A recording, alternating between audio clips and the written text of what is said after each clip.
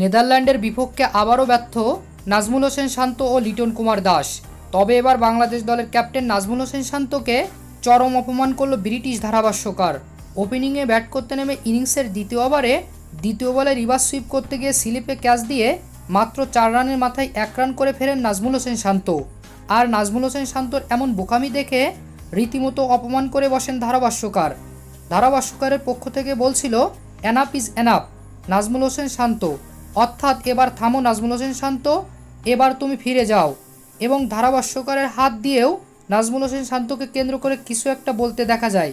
চলতি বিশ্বকাপে খুবই বাজে ফর্মে রয়েছে নাজমুল হোসেন শান্ত। টি-20 বিশ্বকাপে অংশগ্রহণকারী অধিনায়কদের মধ্যে 19তম ব্যাটিং পজিশনে রয়েছে নাজমুল হোসেন শান্ত এবং বাংলাদেশের শেষ 3 ম্যাচেও ব্যর্থ শান্ত। আর তাই শান্তকে ঘিরে ধারাভাষ্যকার তার পক্ষ থেকে এমন আচরণ। তো প্রিয় দর্শক, এবারের বিশ্বকাপে নাজমুল হোসেন শান্তর ব্যাটিং আপনারা কিভাবে দেখছেন জানিয়ে দিন আমাদের কমেন্ট বক্সে।